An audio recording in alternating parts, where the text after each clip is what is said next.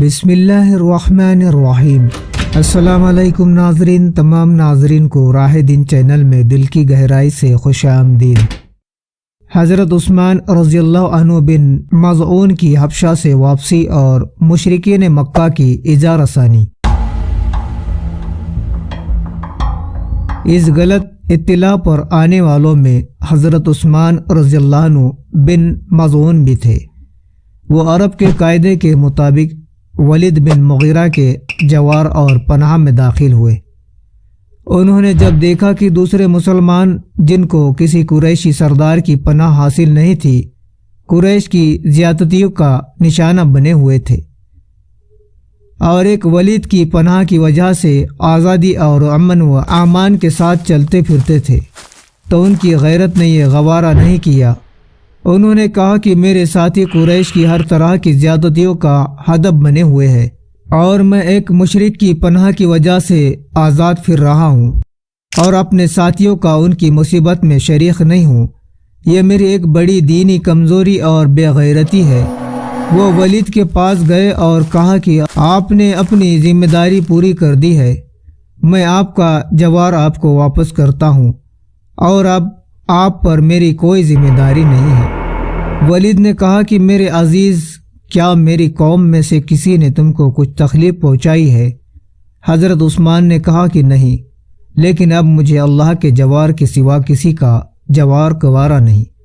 ولید نے کہا کہ اچھا، بیت اللہ کے پاس جا کر اعلان کر دو کہ تم اب میرے جوار میں نہیں ہو اور اب میں بری الجمع ہوں، تاکہ مجھ پر تمہاری حفاظت کی کوئی ذمہ داری باقی نہ رہے۔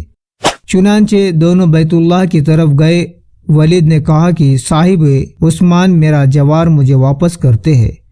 حضرت عثمان نے کہا کہ یہ صحیح ہے، میں نے ولید کو پورا وفادار اور شریف پایا اور مجھے ان کے جوار کی کوئی شکایت نہیں، لیکن میرا جی چاہتا ہے کہ میں اللہ کے سوا اور کسی کی حمایت میں نہ رہوں۔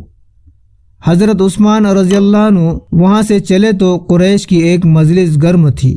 عرب کا ایک مشہور شاعر لبید اپنا ایک قصیدہ سنا رہا تھا۔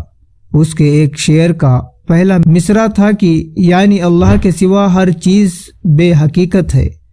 حضرت عثمان رضی اللہ عنہ نے کہا سچ ہے۔ لبید نے دوسرا مصرع پڑھا، اور ہر عیش ایک نہ ایک دن فنا ہونے والا ہے۔ حضرت عثمان رضی اللہ عنہ نے کہا کہ یہ غلط ہے، جنت کا عیش فنا ہونے والا نہیں۔ عرب کے سوا اور معزز مہمان اس کی تردید کے عادی نہ تھے۔ طبید نے کہا کہ اے سرداران قریش، اس سے پہلے تو ہماری مجلس میں ایسی باتیں نہیں ہوتی تھی۔ اس طرح کے لوگ کب سے پیدا ہو گئے ہیں جو برمل تدت کرتے ہیں؟ ایک شخص نے کہا کہ کچھ دنوں سے ہمارے یہاں کم سمجھ لوگوں کی ایک جماعت پیدا ہو گئی ہے جنہوں نے ہمارے دین کو ترک کر دیا ہے۔ آپ کچھ خیال نہ کیجئے۔ حضرت عثمان رضی اللہ عنہ نے اس پر کچھ کہا اور بات بڑھی۔ ایک شخص نے ان کے منہ پر ایک تماچا مارا جس سے ان کی ایک آنکھ جاتی رہی۔ ولید یہ سب بیٹھ کر دیکھ رہا تھا۔ اس نے کہا میرے عزیز، تم نے خواہ اپنی آنکھ کھوئی، اگر تم میری حمایت میں رہتے تو کیوں اس کی نوبت آتی؟ حضرت عثمان رضی اللہ عنہ نے کہا کہ میری دوسری آنکھ کو بھی اس آنکھ پر رشک آ رہا ہے اور اس کو بھی اس کی تمنا ہے۔ ولید نے کہا کہ اب بھی موقع ہے، اگر چاہو تو میرے جوار میں آ جاؤ۔ عثمان نے صاف انکار کر دیا۔ قریش دیکھتے تھے کہ اس روک ٹوک پر بھی اسلام کا دائرہ پھیلتا جاتا ہے۔ عمر رضی اللہ عنہ اور حمزہ رضی اللہ عنہ جیسے لوگ ایمان لا چکے ہیں۔ نجاشی نے مسلمانوں کو پناہ دی۔ سفار سے بے نیل و مرام واپس آئے۔ مسلمانوں کی تعداد میں اضافہ ہوتا جاتا ہے، اس لیے اب یہ تدبیر سوچی کہ حضرت صلی اللہ علیہ وسلم اور آپ کے خاندان کو محصور کر کے تباہ کر دیا جائے۔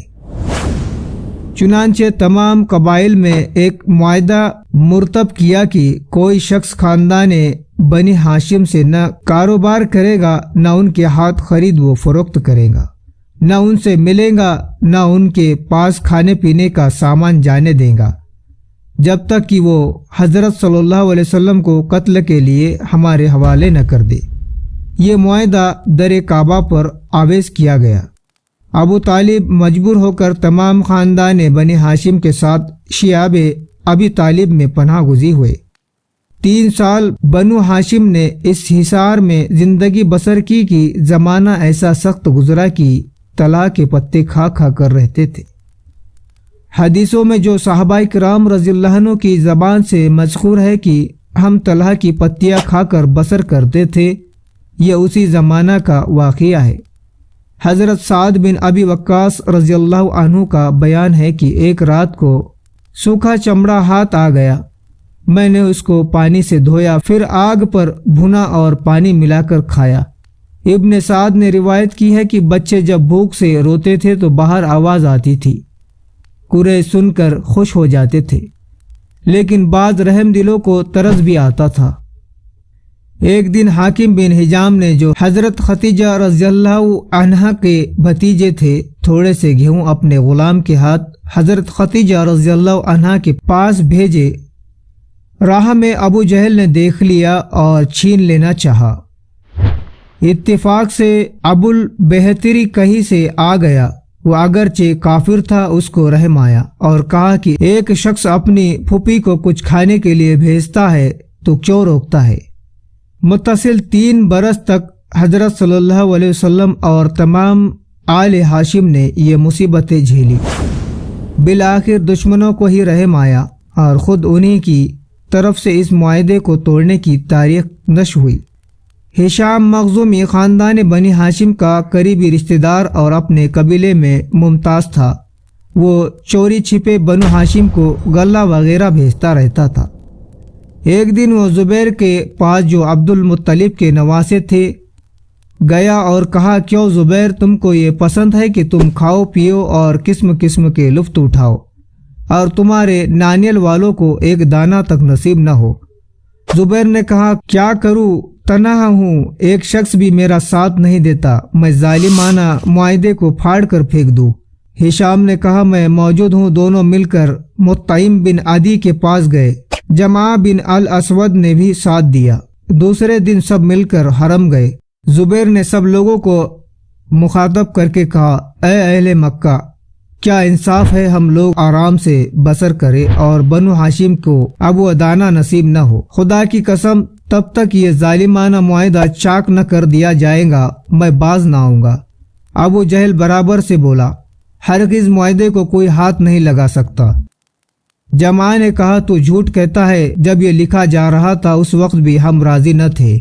उधर हजरत सल्लल्लाहु अलैहि वसल्लम अबू तालिब को इत्तला दी कि मुआहदा को दीमक खा गई है। जब लोगों ने उसको देखा तो ऐसा ही था, सिर्फ बाकी रह गया था। नाजरीन, मिलते एक दूसरे वीडियो में, मुझे दीजिए इजाज़त। अस्सलाम वालेकुम, अल्लाह हाफिज़। हमारे चैनल राहे दिन की को सब्सक्राइब करें और बेल आइकन जरूर दबाएं ताकि आने वाली दूसरी वीडियो आपको मिल सके। शुक्रिया।